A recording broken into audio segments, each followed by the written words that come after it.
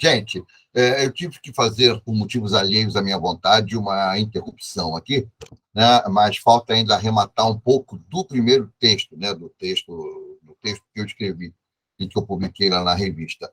Então, a gente estava falando das diferenças, né, que começam a surgir a partir do tropicalismo, um pouco ou bastante por causa dele, né? Naquele bloco de artistas, de intelectuais, que, no primeiro momento, resistiram, né, ao golpe de 64. A partir de 68, em função do AI-5, em função de uma série de fatores, entre eles o tropicalismo, começa a haver uma dispersão e, muitas vezes, mesmo conflitos de interesses. Eu não vou me aprofundar nisso, né? Isso aqui pode ser assunto e vai ser assunto de discussão nas nossas aulas, mas eu gostaria de apontar mais um paralelo com o modernismo de 1920. Né? Na década de 20, a partir da semana de 22, aqueles que fizeram a semana e fizeram a agitação modernista, eles se mantiveram, apesar de diferenças entre eles se mantiveram formando um grupo razoavelmente coeso em torno de uma briga que era vamos colocar assim, uma renovação da arte e da cultura brasileira. A partir de 1930, final da década de 20, com 1930, começa a haver uma dispersão também desse grupo inicial, interesses divergentes, muitas vezes conflitantes, e aí a gente entra numa outra etapa do nosso modernismo lá de 20 e 30. Aqui há algo semelhante que acontece a partir do tropicalismo, a partir do AI-5, e a gente pode discutir isso nas nossas aulas. O que eu quero chamar a atenção agora é para a importância que vai ter a figura do Vinícius de Moraes nesse quadro do imediato golpe. Né? A gente já viu a frustração, a gente já viu a resistência, e o Vinícius de Moraes é uma figura fundamental. O Vinícius de Moraes vai desempenhar um papel fundamental aí, e é sobre a figura dele que eu gostaria de me deter agora, e para isso vamos ao texto.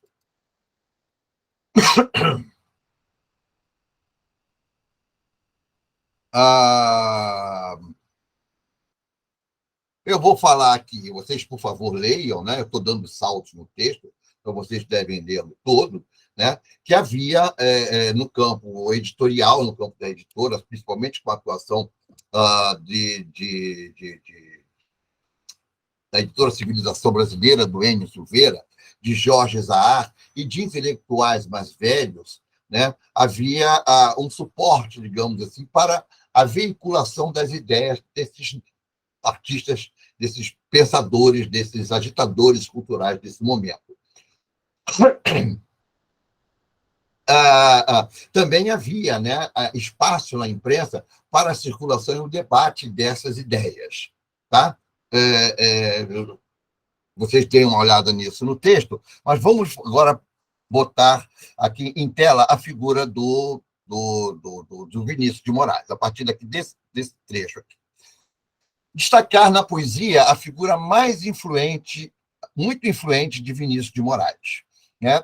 Vinícius é um personagem fundamental na história da cultura brasileira do século XX. Eu sou hoje absolutamente convencido disso. Né? Se pode dizer, não, Vinícius era um poeta, mas como poeta, Drummond era superior, João Cabral de Melo Neto era superior, Cecília Meirelles, Murilo Mendes, Manuel Bandeira eram poetas superiores a ele. Não vamos, a questão não é essa. A questão é que, enquanto uma figura, um personagem da história cultural brasileira do século XX, Vinícius tem uma importância, penso eu, que inigualável. Né? Vamos entender um pouco de por que isso. Né? Vinícius, em verdade, desde meados dos anos 50, Vinícius vem, antes de começar a ler o texto, mais uma vez essa interrupção, perdoem, né?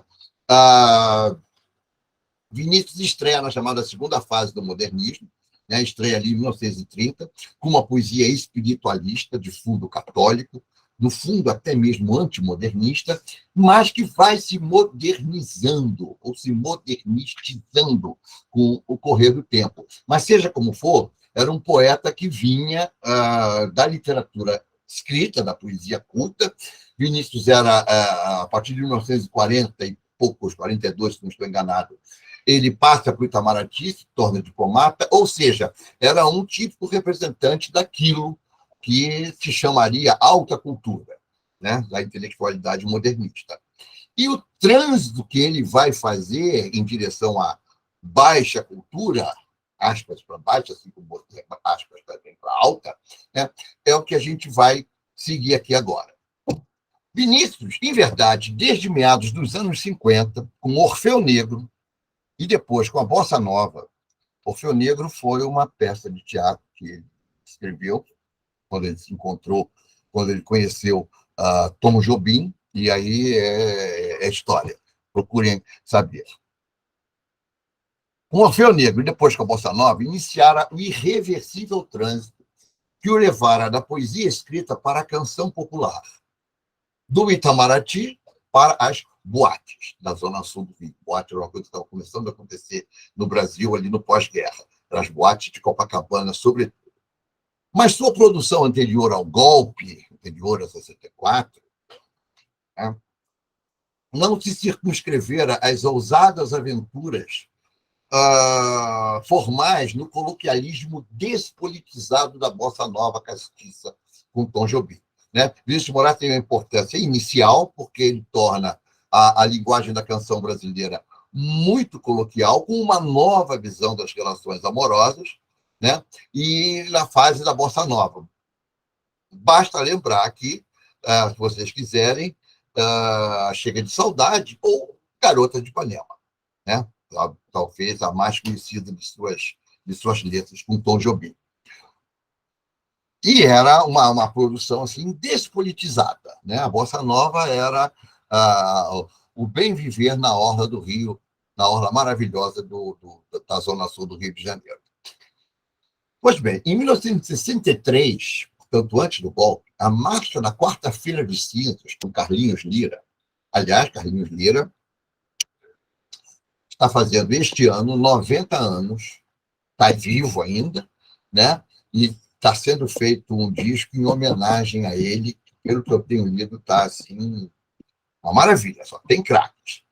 O disco vai juntar o Gilberto Gil, Marcos Freire, Djavan, Joyce Moreno, Jacques Morelenbaum, só feras homenageando Tom Jobim. Eu estou aguardando muito esse lançamento, porque vai ser lindo. Tom Jobim tem homenageando Carlinhos Lira. Carlinhos Lira tem uma obra linda.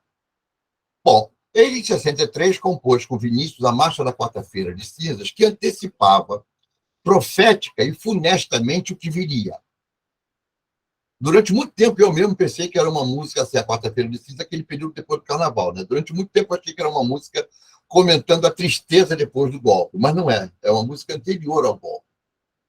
Ainda, ou seja, é uma antecipação profética e funesta do que iria acontecer. Ainda que o viés tradicionalmente melancólico do gênero marcha-rancho, que é um gênero musical bastante melancólico, tematizasse mesmo a volta do princípio de realidade após a folia.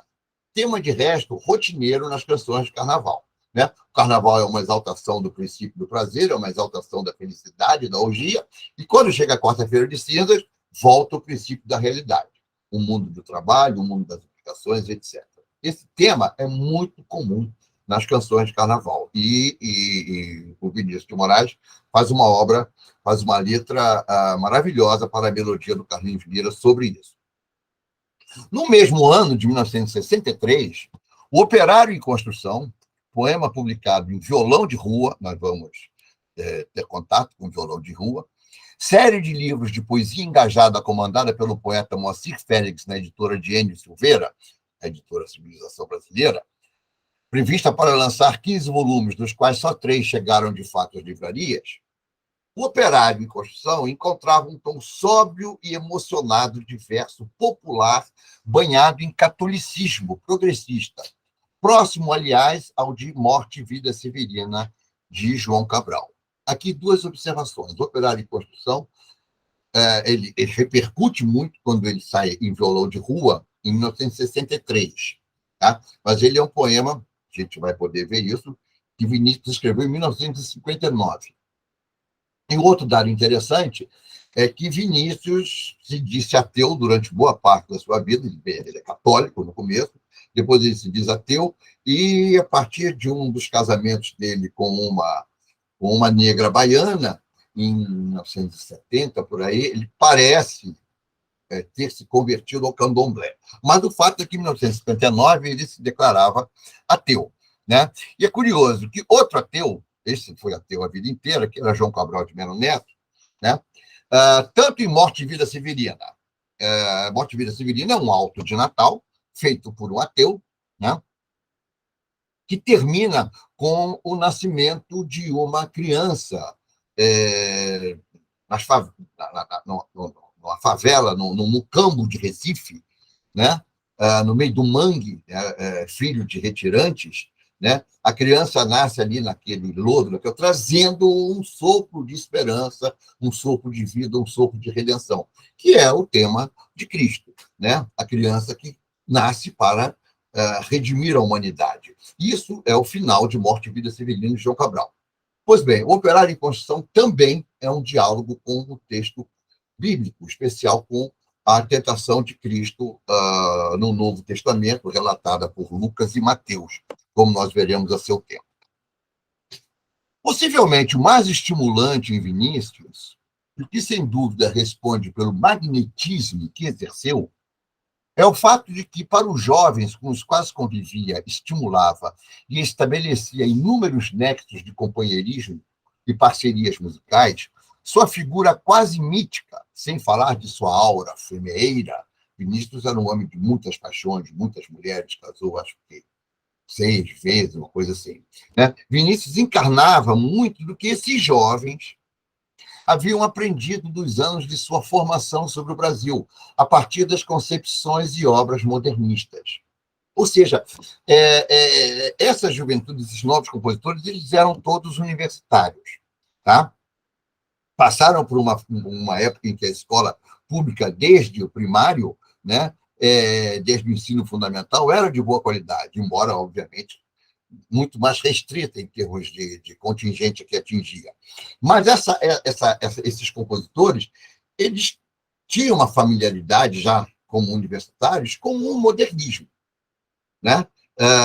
O modernismo podia não ter chegado ainda aos livros do ensino médio, mas já era lido pela juventude universitária mais letrada, mais culta. Assim.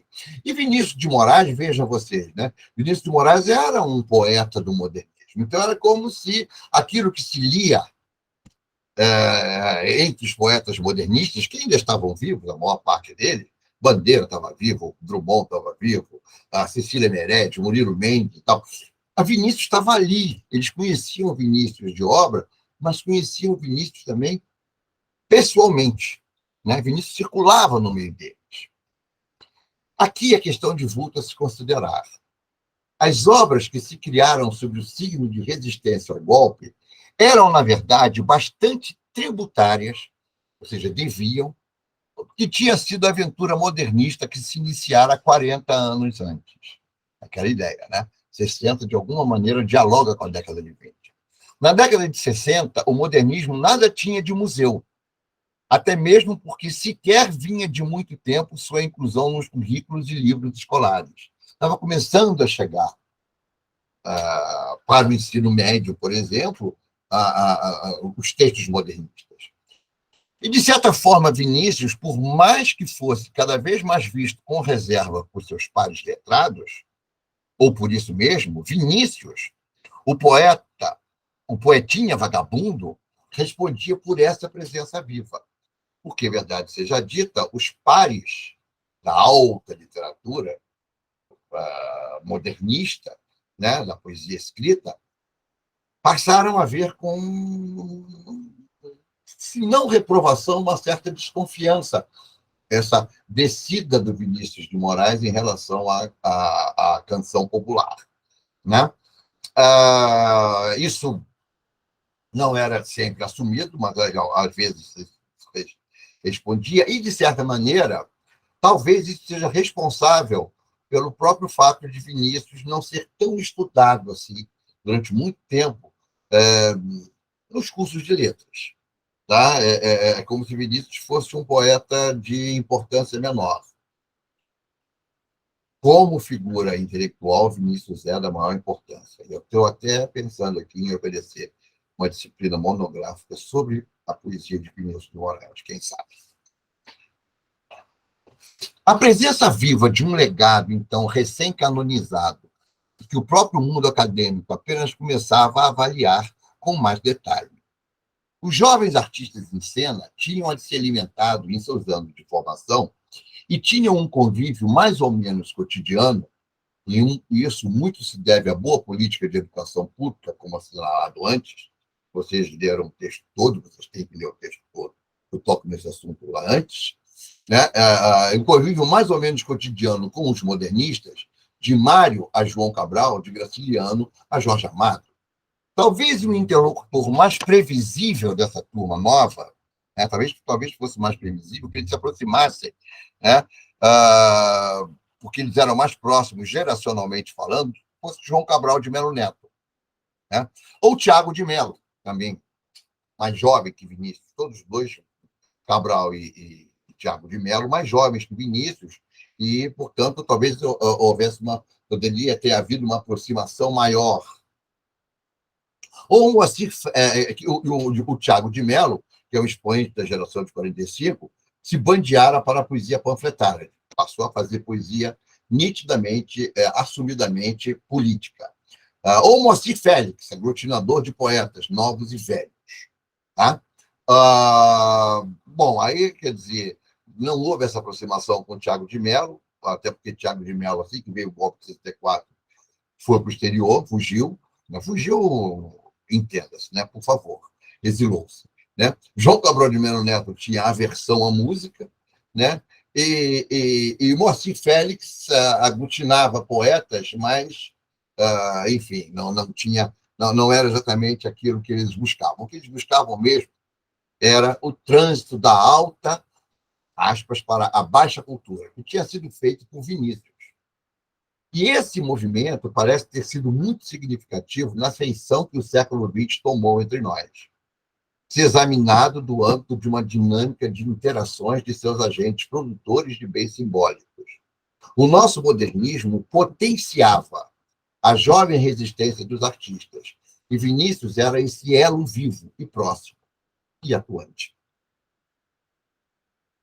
Não que se queira superdimensionar a importância de Vinícius nesse quadro, como se uma suposta influência sua fosse detectável em tudo que de importante se produziu no período. Não é disso exatamente que se trata. Trata-se apenas de apontar para o fato de que, em Vinícius, temos a figura emblemática de uma continuidade do projeto modernista. No Vinícius de Moraes, a gente percebe que o modernismo continua e se expande. Ele agora vai se expandir para o campo da produção da canção popular. Ele vai se expandir para o campo do teatro, para o campo do cinema.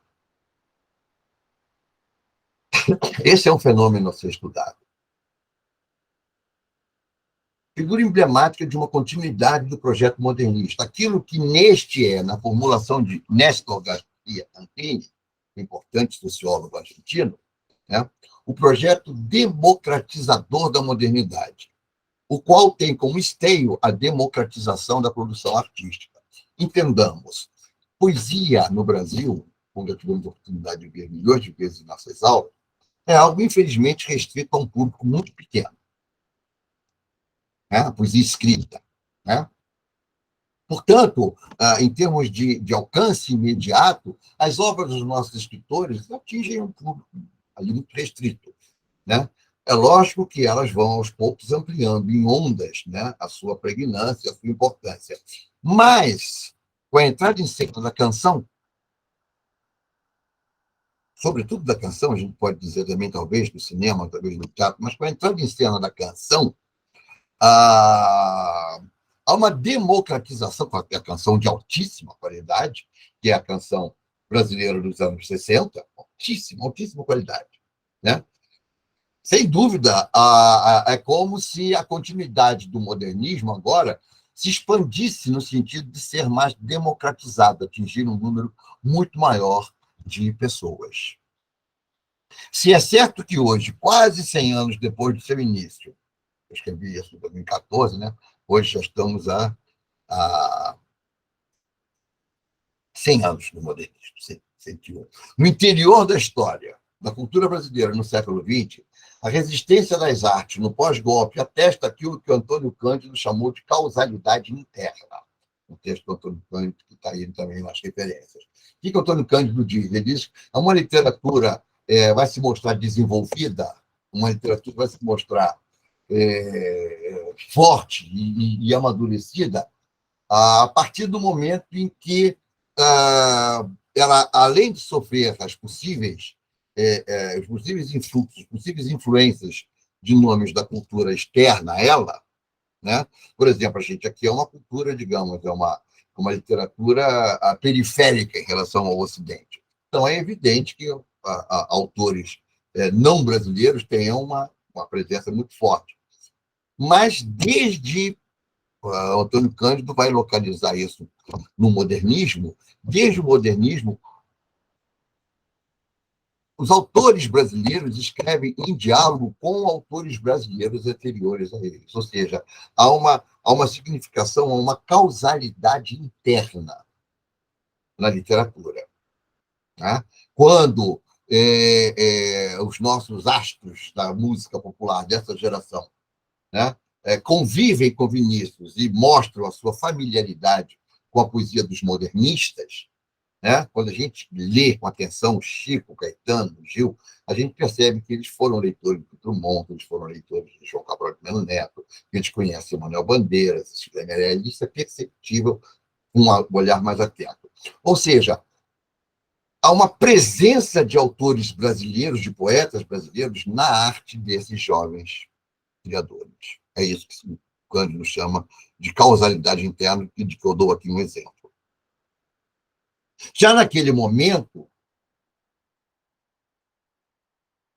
o projeto modernista, dialeticamente fazendo-se tradição com o não imediatismo que é próprio das manifestações artísticas, serviu de chão para a aventura estético-política de gerações bem mais novas. Ou seja, nos anos 60, aquele momento é os anos 60, o ano que a gente está discutindo, né?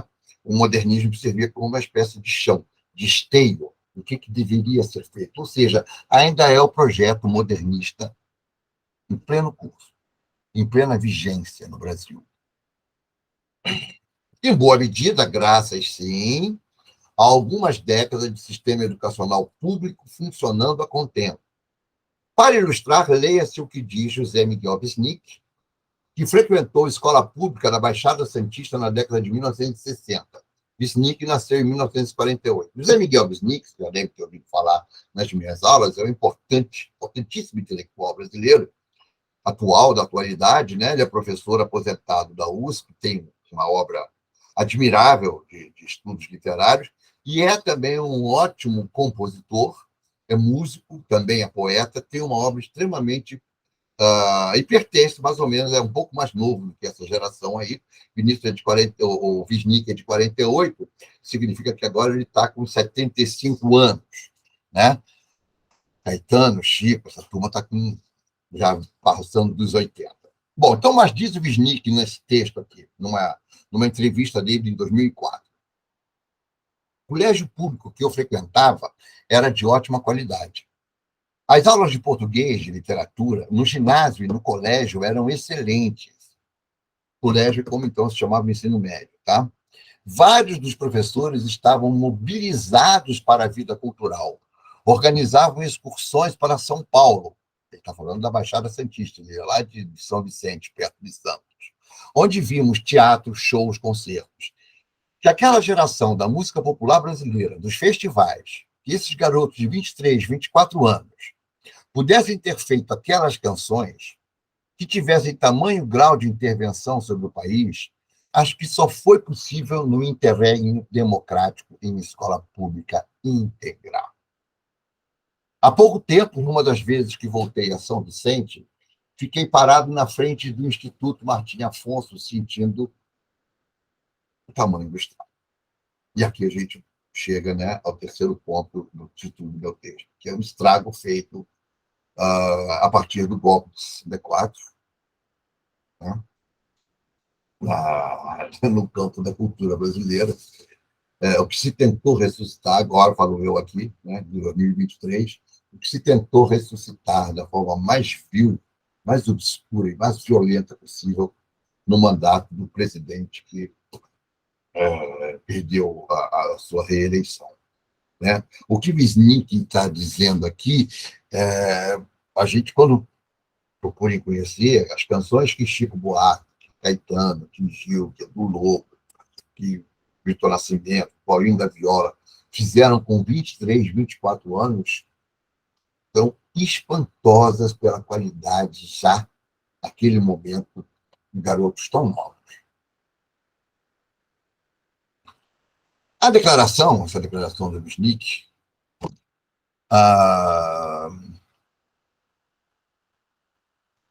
está em entrevista publicada em 2004. 40 anos depois do golpe militar, a extensão do estrago se nota a olhos vistos. Ainda Wisnik, de um ponto de vista de 2004, diz ainda o Wisnik, o garoto, estou falando de 2004, não tem mais ideia de que pertence a uma vida social que não se compra, mas que é um direito, dever seu. Fecha aspas. Difícil avaliar, no entanto, hoje, 50 anos após 1964, e hoje nós estamos em 2023, há praticamente 60 anos, né?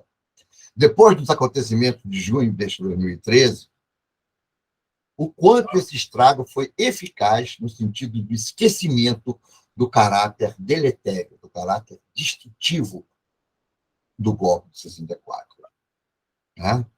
A gente hoje não tem mais memória, não tem mais conhecimento da importância que tem artistas imensos, admirados fora do Brasil, como Tom Jobim, como Chico Buarque, como Caetano Veloso. A grandeza desses artistas é uma coisa que hoje se mistura, muitas vezes, não sempre, nem com todo mundo, é claro, a bobajada que corre aí pelos canais de mídia e etc. Anteriormente, vou fechar aqui com esse parágrafo, né? Anteriormente, ficou dito que o trânsito da alta para a baixa cultura, sempre entre aspas, alta e baixa, foi a dimensão decisiva da dinâmica das interações entre a classe artística, os intelectuais, em suma, os produtores de bens simbólicos no Brasil no período aqui enfocado. Ou seja, sempre houve no Brasil uma interação muito curiosa entre alta e baixa cultura, apesar das diferenças, apesar de resistências e apesar, muitas vezes, de visões preconceituosas.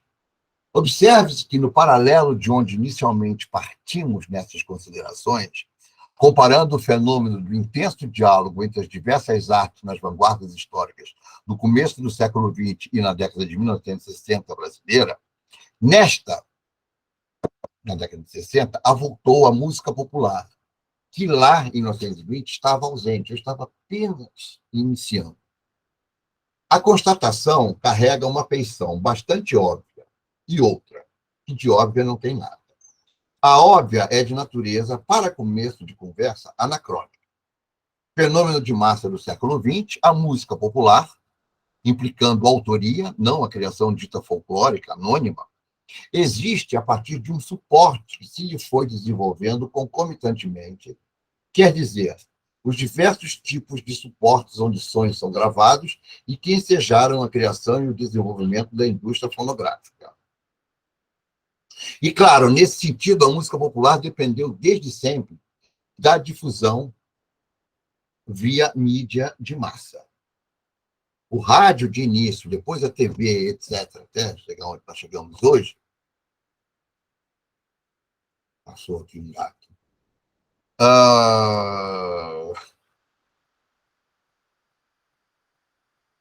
retomar aqui, que me distraiu. A música popular, implicando a autoria, não a criação dita folclórica, anônima, existe a partir de um suporte que se foi desenvolvendo concomitantemente, quer dizer, os diversos tipos de suportes onde sons são gravados e que ensejaram a criação e o desenvolvimento da indústria fonográfica. Claro, nesse sentido, a música popular dependeu desde sempre da difusão via mídia de massa. O rádio, de início, depois a TV, etc.